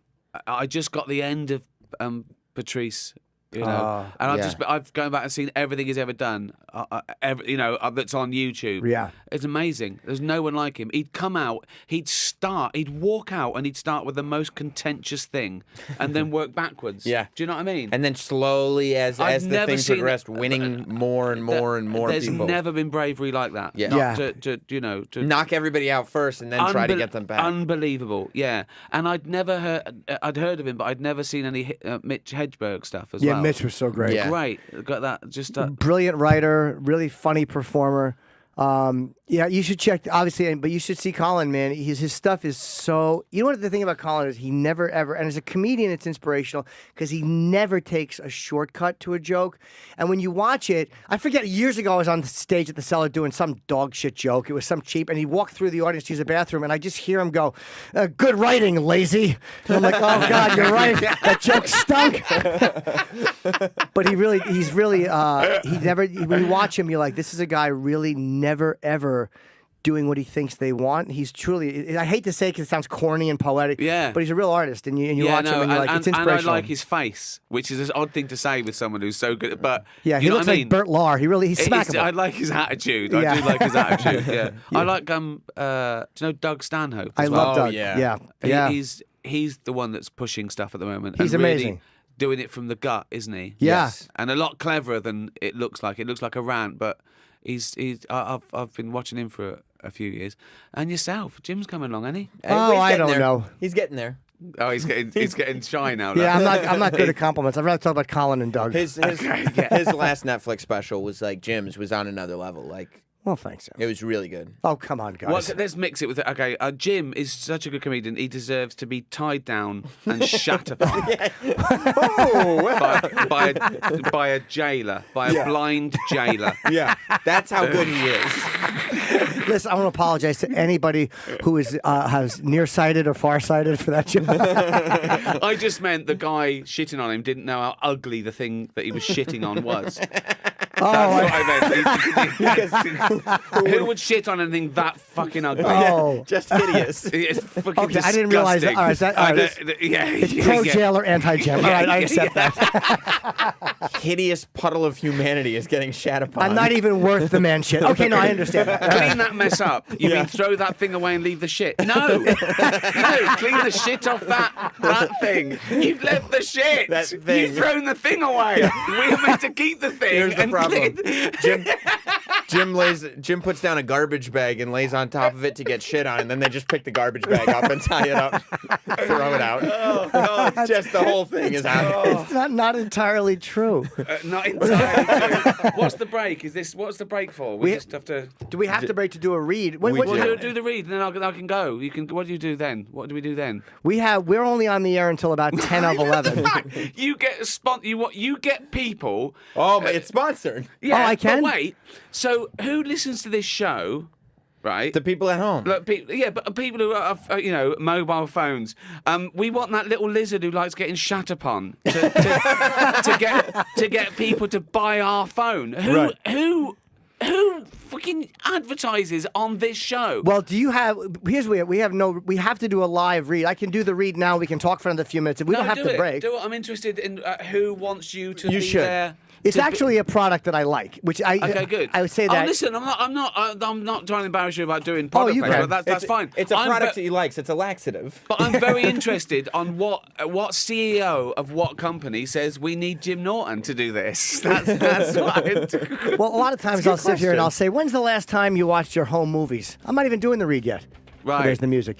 Now, if you like most Americans, there's a box in your closet of videotapes, film reels, and photos that don't ever get watched. Worse, they're deteriorating. Introducing Legacy Box. It's a simple and affordable way to get your recorded moments digitally preserved on a DVD or thumb drive. Here's how it works. You simply load Legacy Box with your old tapes, films, pictures, and audio recordings and send it back. I don't know if I'd be comfortable doing that with all of my videos.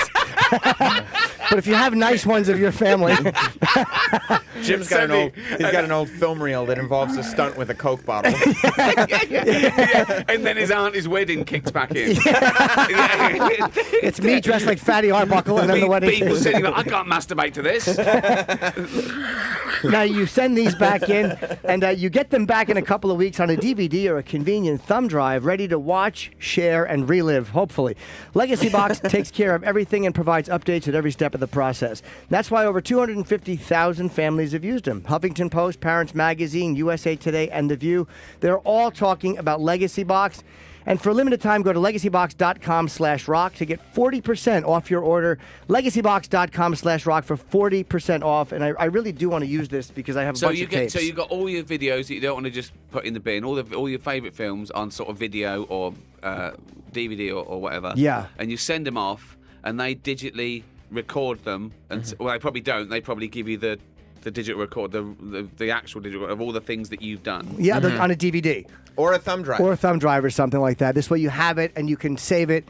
And it's legacybox.com/rock for 40% off. And do they mean? But they also mean movies, not just your home movies. They no, mean, you can't do movies like they Buy won't your own do it movies. for Right. copyright stuff. So it's all your home movies and things like that you've ever. I Yes. see.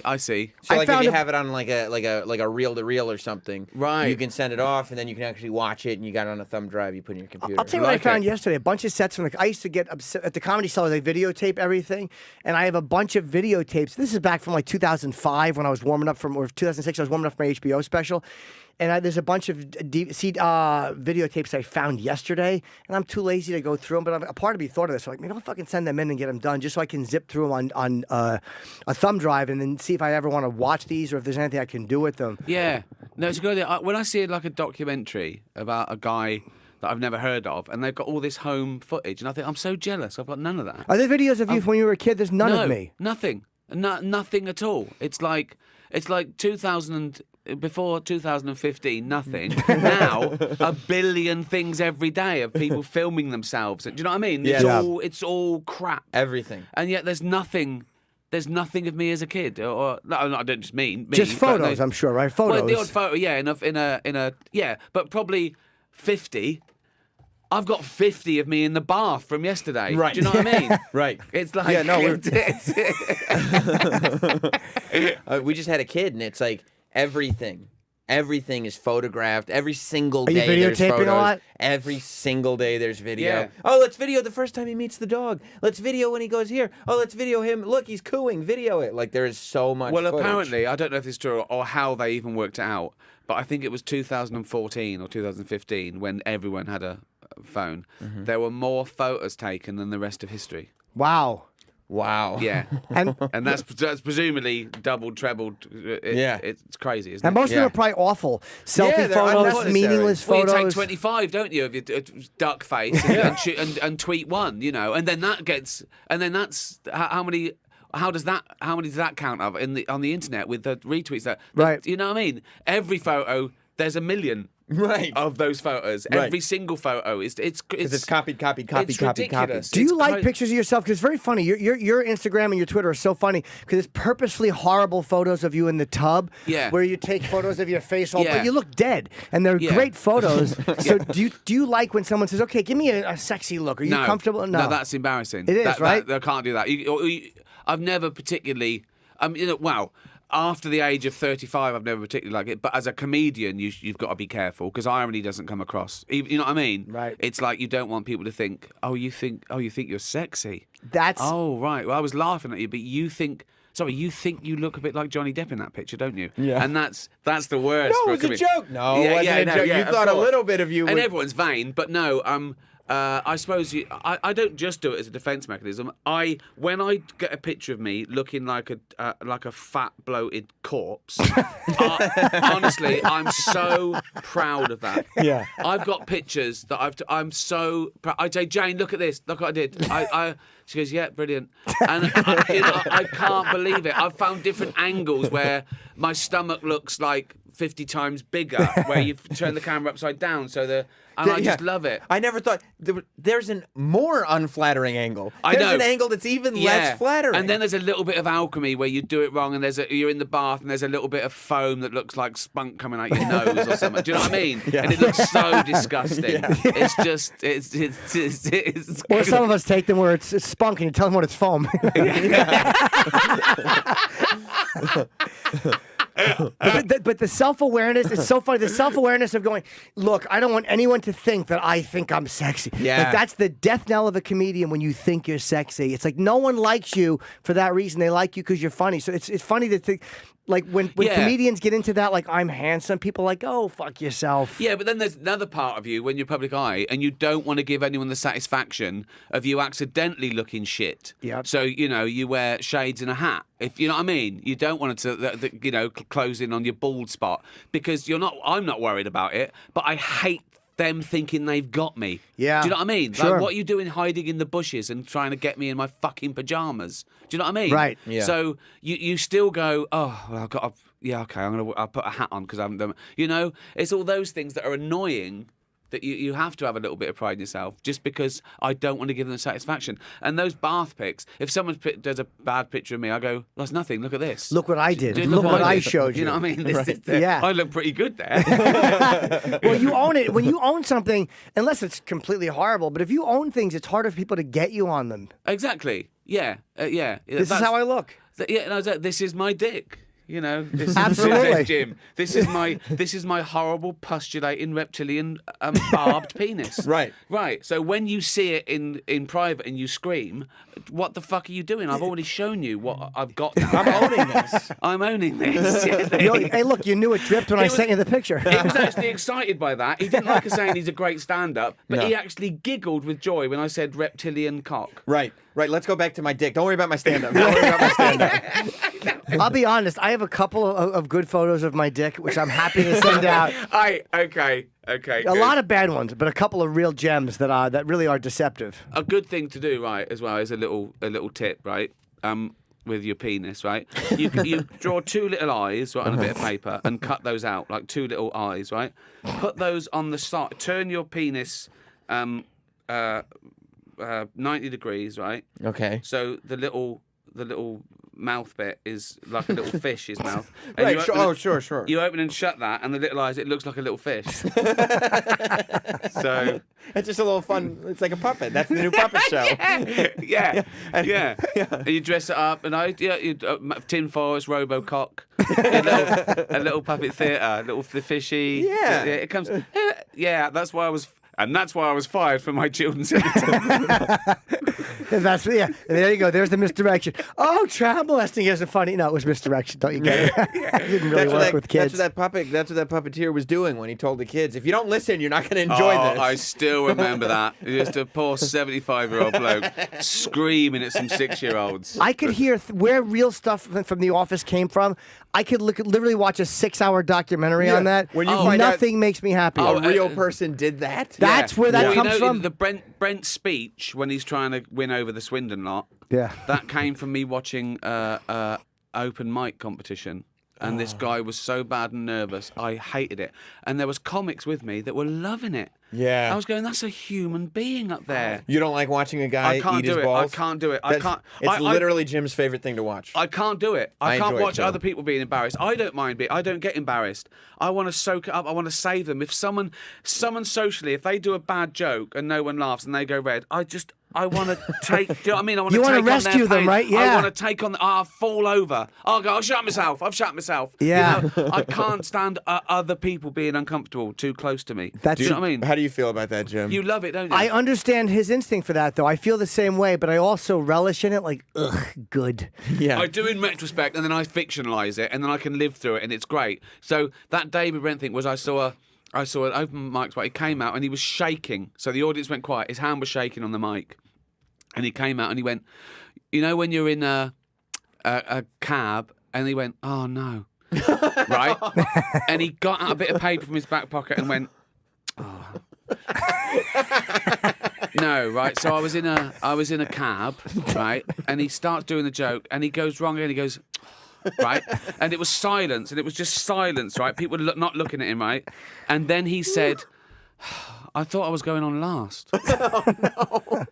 It all got so real. It just got so, and he went quiet, and then he went, I was meant to do 7 minutes, but I'm just going to go off now. Right? Why would you admit to it? Right, and then he ended it, and everyone was quiet, right? And then he said, right, oh, if I never do this again, you'll know why.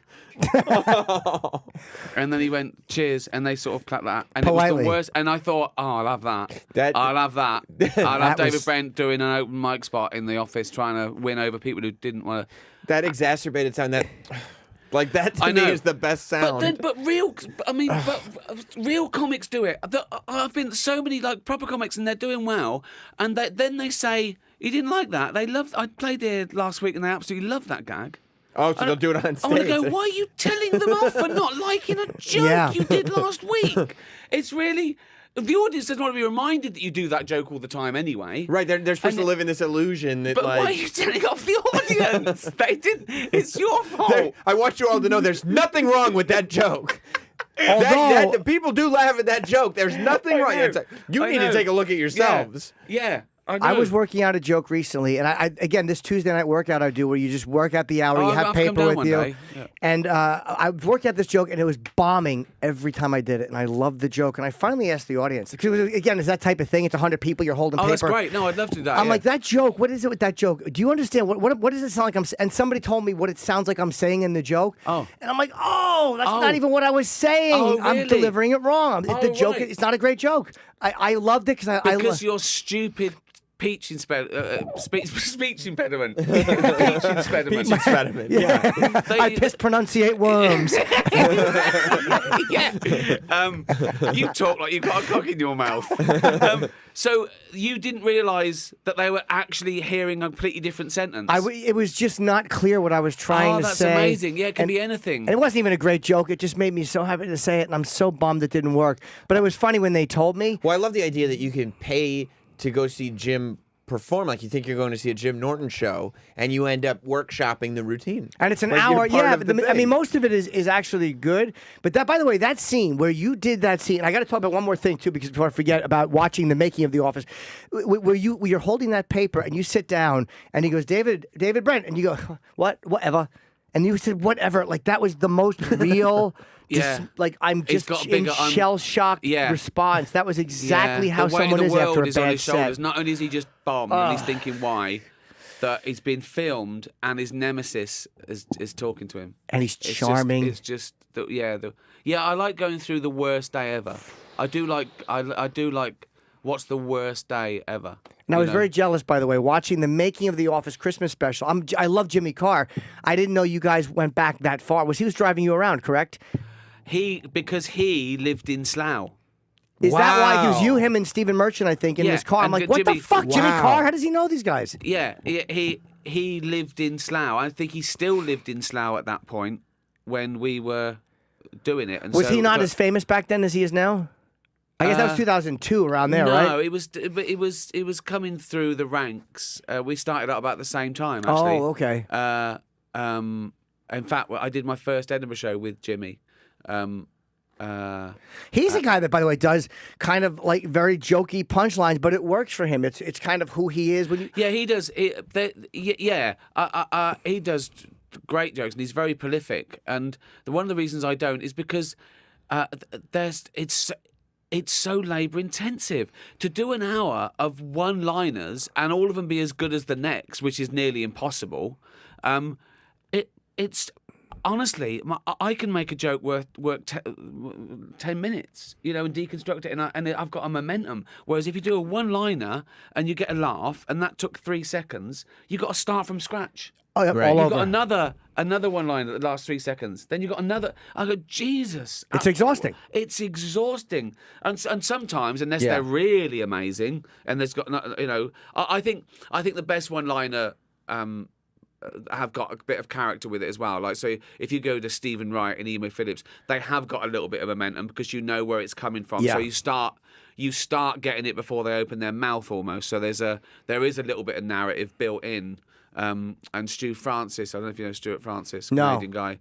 Again, he's got that. But yeah, some one-liners, comics.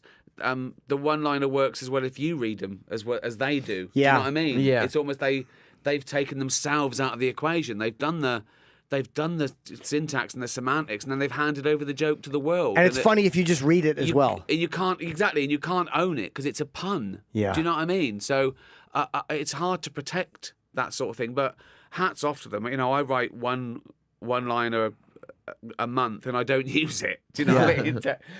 When I do, what I do like doing is a special occasion one-liners because they can never be used again. So I really enjoy writing one-liners for the Golden Globes because it's about the occasion. Sure. It's about that time that I can't use it again really. Yeah. So that's fun for me. And if you're going to do like something, I love the art form. I do love the art form. Can I do it? But a one-liner is a little story in the shortest possible number of words. Yeah. That's what a one-liner is really. They're hard to do well. I Yeah, they admire are. guys No, that they can really do them. are. Jimmy Carr does. He'll do an hour and 18 of he fucking hammers. I mean, he kills harder than most comics, and it's all funny. It's really Yeah. amazing to watch. Yeah, But it really is. it must. You're right. It must be. It must be so labour intensive. It's how your mind works. We have to wrap up, by the way. They're gonna shut us off. I think our show actually ends, right, Travis? Yes. So yeah, Travis just said yes so let me plug Ricky properly because our show is ending. The Humanity World Tour. If you want to see Ricky, which we are going on Sunday, in October, he's back here at Madison Square Garden, October the 10th.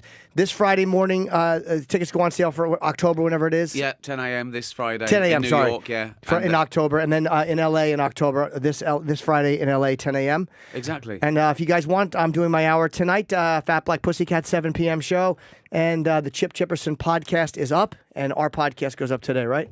Yes, it went up this morning. If you search Jim Norton and Sam Roberts on iTunes or SoundCloud, you can hear Maria Bamford and Chris Gethard on our show. Will this be a podcast? It This will be yeah. a podcast. Let's plug this. Yeah, this will eventually This be is- a podcast. This is dynamite. People are already going, when can I listen to this again? They are. When can I hear this hour and a half of drivel and Jim being shat upon by various people? That's, yeah. Well, it'll be on demand later today.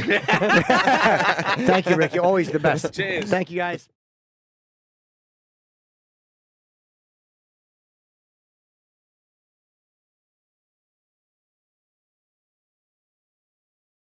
Right? Hi, Ricky. Welcome, Ricky How's it Gervais. going, man? How are you? Hi. How are you? Yeah, good. We're on. You right? I'm good. He's in the big chair. Yes. He's all grown up, isn't Yeah. he? Yeah. Since his Netflix special. Yeah, likes a having- lot of things have changed. Once the special aired, I'm like fucking in that seat, motherfucker. I get the buttons. Yeah. So how are you, man? Good. Who's been eating fry up in here? It's so funny. I just said I ate eggs for breakfast, and I just said I hope he smells them when he walks in. It smells like a fart. It's bad. Yeah, that's.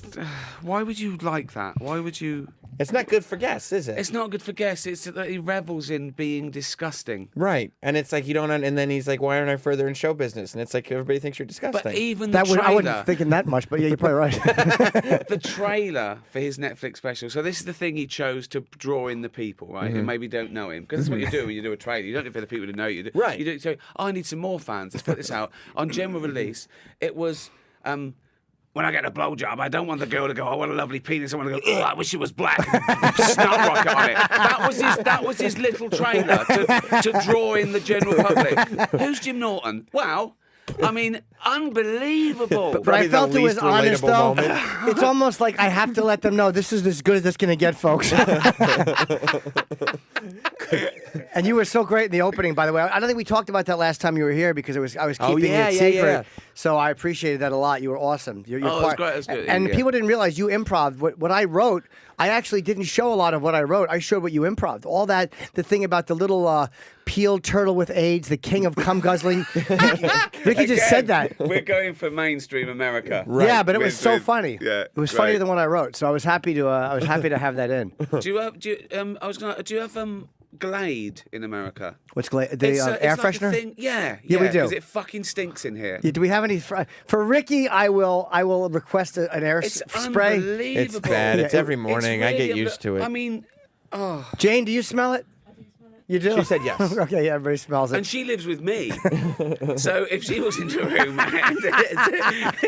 What ends up happening? It though, really is just eggs too. Normally I'll Thanks. fart, but it honestly is just eggs. It's just unbelievable that this is a radio show. It's probably unhealthy.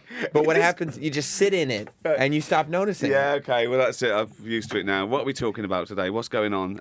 I saw you on Hoda and Kathy or whoever it is, and you were talking about you wanted to be fat shamed. Which was that recent? You were saying that? Is that something that? Yeah, a couple of weeks ago. Yeah. Why? Oh, because I weighed myself and I've suddenly got heavier again. See, this is it, right? So I was thin till about 28. I was poor and thin, and then I got a job, and those were my eating years.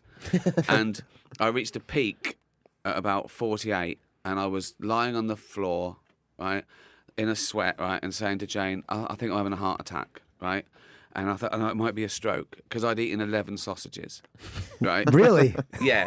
That'll give it to you. Yeah, that's it. And Jane said, "You've got to look after yourself." And I thought, yeah, I have, right? So I started working out. And I did it with just working out. You know, I didn't really stop anything. I don't eat meat anymore, but I didn't stop anything. I still took in like 2,500 calories, and I drink every night. Is this after you were successful that you had this almost stroke? Yeah, Okay. 48, yeah. So, and I lost weight. I lost about 25 pounds, and that was it, right? But now I still eat and drink too much, but I physically can't work out enough the next day because I'm getting old and my joints so I'm steadily getting fatter. And I suppose I put 10 of the pounds back on.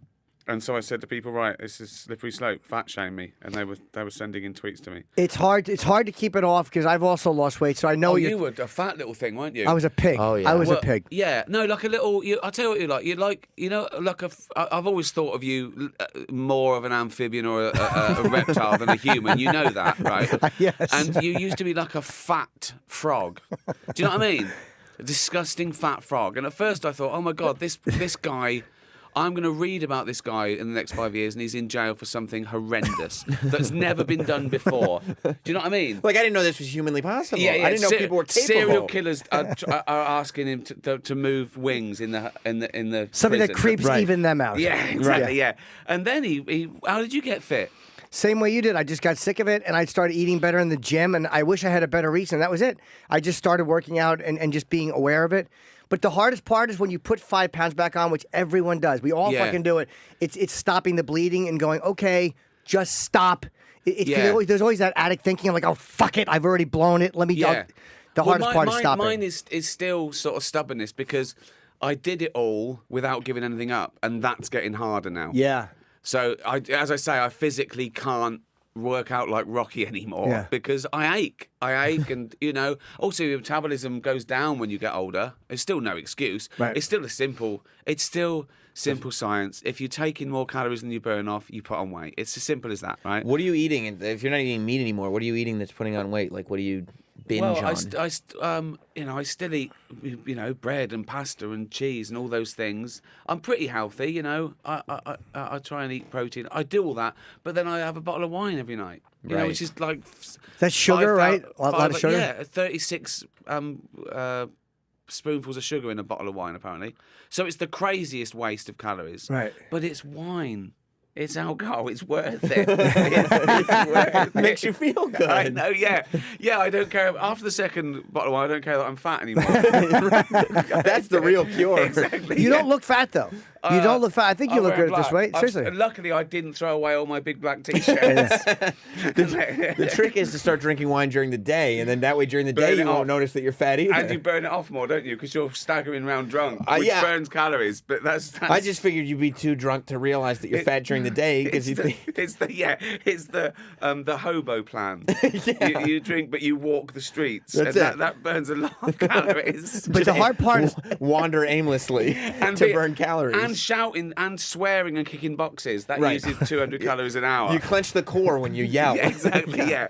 when you put on a shirt that used to fit, like you start to notice it's a slow thing too. Like you put on, like I have size 1s and size 0s, and I threw out a lot of my 1s. I'm like, no, you're not going to give these to grow back into. You're going to feel it if you start fattening up What do you again. mean size Yeah. 1 and 0s? Of what? I thought only dresses come in size 0 and size 1 and stuff. Well, we all have our lifestyle choices. Like men's clothes don't come in size 0 and size 1. No, they do. These T-shirts I wear, it's a very fancy brand. You What? wouldn't. But they're 1 and 0, and I wore the 0s, and they fit me. But then after like a few weeks of being shitty, like after I shot my special in December, but then you shoot, you reward yourself a little, and then you start putting it on, and you feel it grips the side. Oh, like, yeah. but it's real light, and it's real light, and then the next time it just grips the under the titty a little bit, and it starts, and then before you know it, you have to go to size 1. Well, So, if you're referring to yourself as having titties, Yes, I am.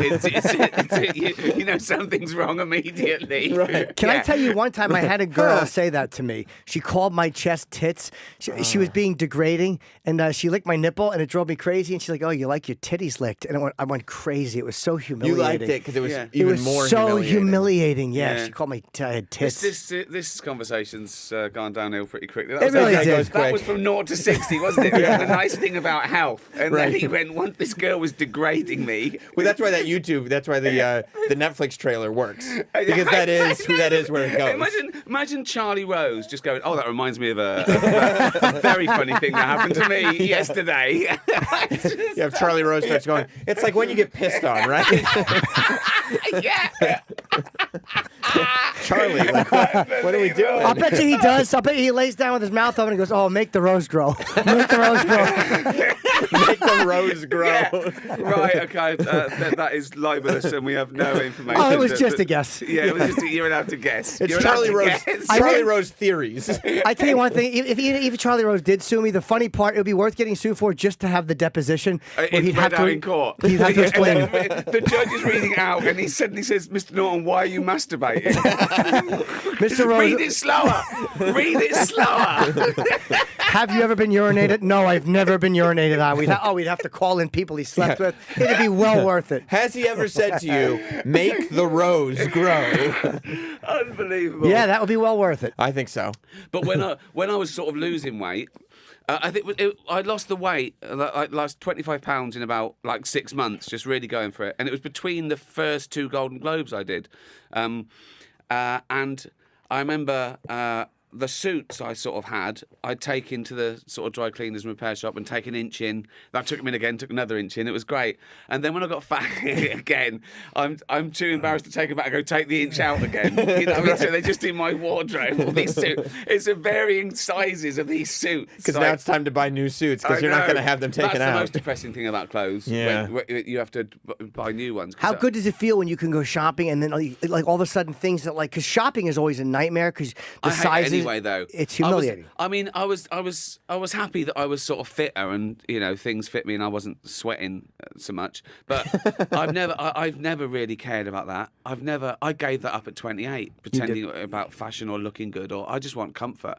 I'd be happy, I'm in jeans now, which is a bit of a pain to me. I'd rather be here in my pajamas. In fact, I'd rather be in a bucket full of my own shit and urine, just being fed red wine by a nurse, and then she empties the bucket. Right? Oh, that's another one of Jim's things he does. He likes that. Yeah. He I like to be enjoys that. Caligula-fed wine. Got my stomach stabbed. Like a foie gras goose, just there. Unbelievable. So yeah, that's and it's also it's so relative. You're not going to see me on one of those documentaries anytime soon, being airlifted to hospital. But do you know what I mean? There's a big gap. Yeah. Oh, it's a huge gap. Yeah, I'm But you get addicted to the compliments too. You get addicted to people going, "Hey, you look good," and like all of a sudden that became a motivator. People who don't see you for a while. I told you when Ozzy came in, and it's the truth. I didn't think he knew who I was. I'd interviewed him 50 times, but he would never. And then he remembered me and realized I'd lost weight. That motivated me for 3 years. The fact that he recognized I lost weight. There's made sure that there were no expectations. You know, that I haven't got anything. You know, and I just talked, and honestly, it just feels better, and I think I can call myself a stand-up for the first time. Well, I think the thing with you, I saw you years ago do stand-up, and what was impressive about it is you were very comfortable and natural on stage. You, like a lot of guys who just start stand-up or who are only a few years in, have a certain performance way, and you were much more natural than I was, even way farther along in. So you had that going for you as a comic. You were very comfortable just talking to an audience. I've always felt that, though. I've always felt that I could talk to I mean, even if it was like a crowd of mates in a pub, or do you know what I mean? Yeah. I've always done it. I don't think it was natural. I think that I'd been practicing my art for 40 years without realizing it was a job. Do you know what I mean? Yeah. And also when I approached stand-up, my mission statement was to try and be as funny as you are in the pub. Do you know what I mean? Yeah. Right. So I didn't want it to be too, tricksy, or I played a slight persona, because I always do that anyway. I do that. We do that here, So it was saying the wrong thing for comic effect, or being naughty, or trying to get people to laugh at things they didn't know they could. And I've always doubted taboo for that reason, because I think it's more exciting. Sure. You want to take the audience to a place it hasn't been before. Do you know what I mean? Yeah, and get them to laugh at things they didn't think they would enjoy. Exactly. And this show is all about that. It's all about, there are no bad subjects for jokes. It depends what the joke is. We've talked about this a lot, and I talk about the most taboo subjects, and I discuss them, and then give an example to joke. And by the end, they're cracking up, and they're knowing they get it. They sort of get, oh yeah. If you start off with a joke in that subject, it's, oh, why has he done that? Because they don't know where you're coming from. And that's the other thing about this tour. People know me now, so they know what I'm doing. Do you know what I'm saying? Like absolutely. A friend, like a mate knows you don't mean it. These 5,000 strangers every night know I don't mean it. Right. Do you know? So they know what they're in for. They know what to what they're in expect. for, and they love it. And it's almost like they're going, "Oh, he's always done this," but I don't think we quite got it before. Right. We can't get. You're one of the few A-list celebrities. I'm going to say A-list celebrities who doesn't back off when you're criticized for a joke, which I love. Yeah. You never back off when you're joking about something and people are like, I don't like that. You basically tell them, all right, well, then don't follow me. You don't have to like it. Or if they're insulting, you're insulted. Like, you handle it really well. Well, I think that's because I can justify it. I'm not one of these comedians who goes, oh, it was just a joke. Because, I don't really do that.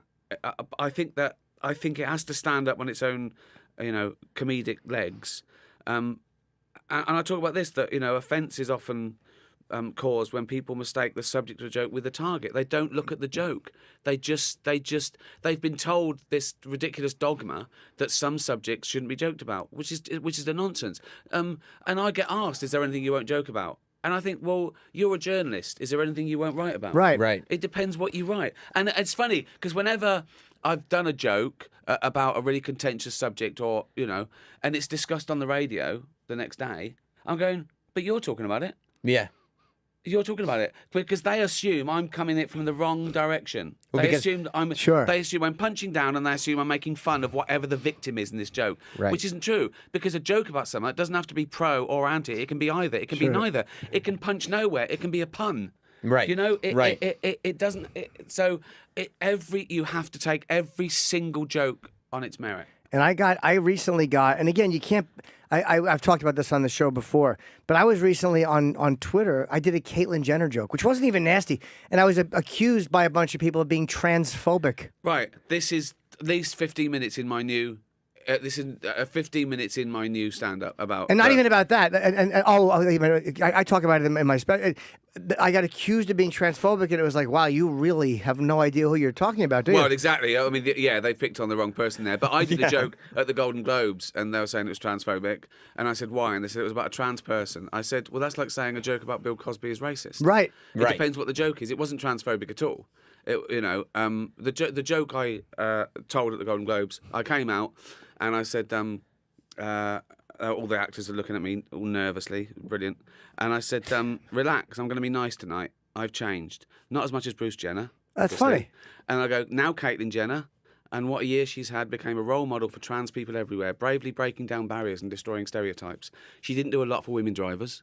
So the subject of that joke is clearly stereotypes. And Yeah. by the way, like the thing that people should, even if they're gonna take umbrage with something, it should be like, wait a minute, wasn't that a thing? Somebody died in that car accident that he's referencing. Yeah. But nobody I even don't- picks up on no, that. I discuss it. I say, let's not forget the target of the joke is a Yeah. celebrity killing someone in their car. Yeah. And they You know? also said you dead named. Travis reminded me that you dead named. That's just it. 'cause you I said talk about that as Bruce. well. Dead name, which is ever saying that her old name and that she used to be a man. Yeah, and then I say, but she was. And then I do the thing about she was in the Olympic Games, and I act out, and so and I say, and I was second. My second crime was saying that he'd changed because they say, people, that she hasn't changed, that she's always identified as a woman, and so that.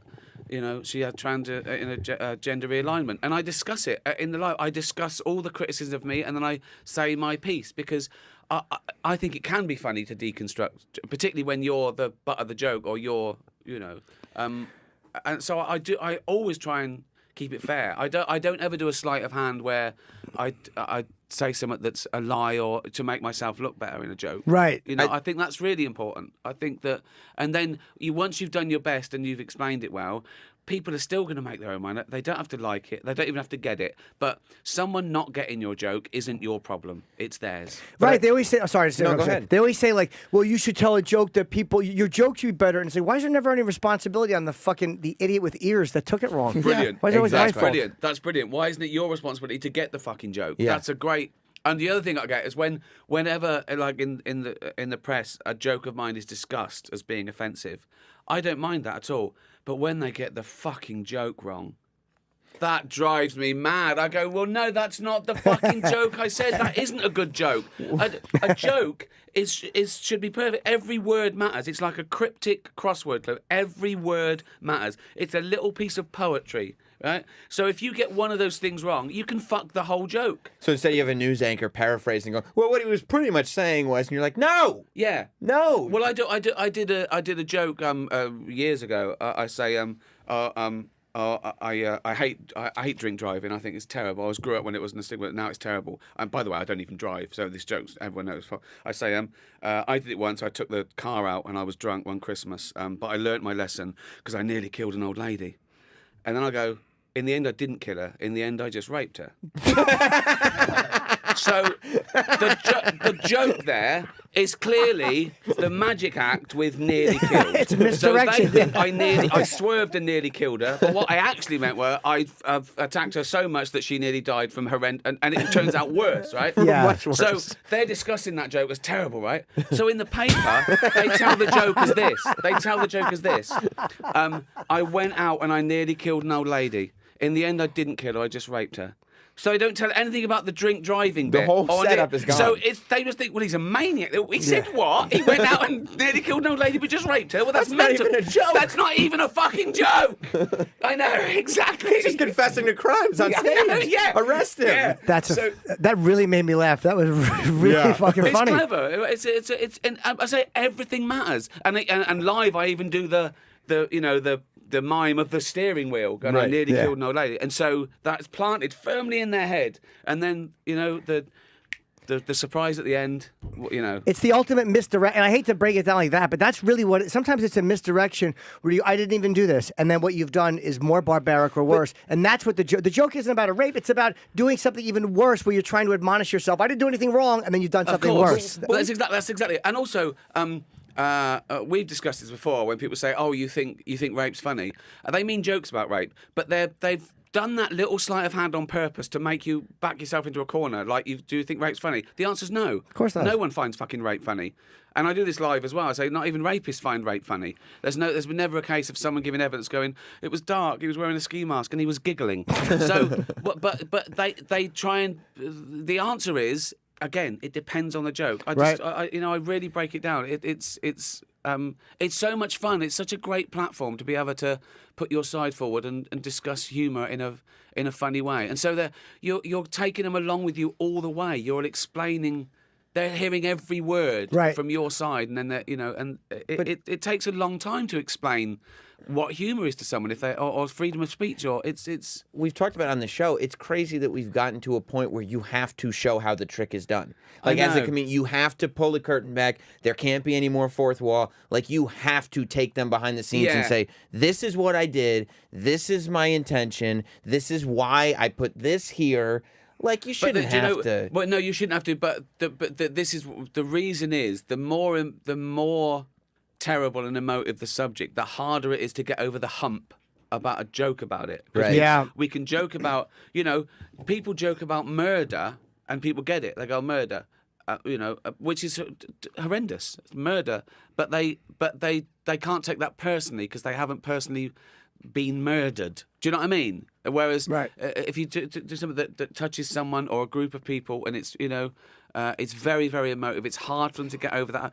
The number of times people have seen my stand-up and I've had one complaint. I did the first time I played Madison Square Garden. I got a complaint from a Jewish society saying we loved the show, we loved all the we were however unhappy about a routine about Anne Frank, and they tell me it's like I said but you got the jokes about famine and cancer and AIDS, and you got those. I said I'm doing the same thing with her as I did with those things. I'm saying the wrong. There was someone on Twitter that says, "Oh, you look better, fat." Oh, please. What? Yeah. Well, yeah, you're a bit haggard now. That skin looks a bit. Do you know how many AIDS accusations I've gotten on Twitter? Oh, someone said that to me. Yeah, he looks ill. He Yeah. looks ill. Well, I can't win. No. What do you want? Or the minute like you show a photo of yourself skinny. Didn't you used to be funny? You were funny when you were fat. Yeah. Like they expect you to die of a heart attack because so you're not. That's ridiculous. It's a myth as well. It's And they don't realize we hate ourselves as much now as before, just for different reasons. Well, My the thing is, self-hatred I is didn't gone. care. I didn't particularly care. I wasn't going. Oh my god! I enjoyed food more than being healthy. It's as simple as that. It was a life choice, though. It was never. I didn't have any excuses, but I don't remember being that worried about it. What's the hardest thing for you to not eat? What's the hardest thing for you? What's the food that you're like, fuck, I can't not eat this? I mean, because I'm in here, the first thing I thought of saying was cock. Just because you asked me it. I thought I that'd be a understand. funny answer, and I thought Jim had the same answer. But, I mean, anywhere else, that would never pop into my head to say, oh, it'd be funny to say cock because it's Jim asking the question on Charlie Rose. So, Ricky, what's the one thing you can resist eating? Cock. Okay, cut there. Can we cut there? No, So we you all said, know look, Charlie. He'd go, I hear you. Yeah. theories about Charlie Rose. I would love to see Hoda's face if Hoda was like, Ricky. Stop talking about people I know and I might have to work with again. And then you're like, well, Hoda, mainly cock. She would probably laugh at that, though. They seem like they drink they're wine great. on their show. They're drunk half the Cock on time. NBC. No, you can't That's say true. cock unless you're talking about a male chicken. Right. Then you can say it. Then, yeah. Well, that's what I was talking about, Hoda. Male chicken. I don't like the female chickens. They don't yeah. taste as good. Thank you. What was I saying? The hardest food for How you much not you like to to eat. eat cock? Well, the hardest food to give up is obviously it would be any alcohol. That's not strictly a food. I like savoury things. I like what everyone likes because we're mammals. I like fatty, salty foods. Do you know what I mean? Cheeses and pastas and things like that. I don't think that's to be the hardest thing. And I cut down on it. Does your green room have a lot of stuff in it? Like on the road, I had to have pretzels taken out of my rider. Literally, my road manager would hide the pretzels. Yeah, they send me on that's binges. the thing. That's the other thing as well. That when you graze, when there's things out, when there's like bowls of crisp out, you eat ridiculous. You eat 9 bags of crisp. You wouldn't open 9 bags of crisps and eat them at home. So I do little tricks. So I've got protein crisps now, which is they taste just like crisp, but they're like a whey. So it's not potato. It's not as bad. Yeah, so it's like 100 calories instead of 200. So you do little tricks like that, and I suppose I try and have a proper meal. I try and have like protein and vegetable, but I've still got the palate of a 5. Deep down, we're all the same, you know. I'd eat if someone said we've just found a way pizza isn't fattening, I'd eat pizza all day. It's literally all I would eat. Of course, So good. Is there anything better than Tasty Delight? I love giving myself a little treat. Tasty Delight is fucking rules. What's Tasty Delight? It's like a Frozen yogurt. Froyo. There's lots of things better than frozen No, yogurt. there's not. Yeah, There are. There's many things better than Yeah. frozen Ice cream yogurt. ball. I can't have ice cream. It's too much. Ice cream. Oh, puddings are great. Yeah, I Pudding know. rules. Yeah, I know. Yeah, I always try to work what the euphemism is when I'm talking to him. Like Right. pudding rules. That's Where are we going No, here? we're in prison. What would that mean? Who wants pudding means something else in gym talk. Right. Charlie Rose pops his head around the corner. Did someone say pudding? When Charlie Rose and Jim get together, you got to be careful what you say yes to. Hey, how's your tour going, by the way? Brilliant. Ricky's Best promoting one. the Humanity World Tour and RickyGervais.com. Most of it is sold out across the Yeah, well, globe. we're putting 2 new dates on, and they'll be the last 2 dates. Another one in New York in October, which goes on sale this Friday at 10 a.m.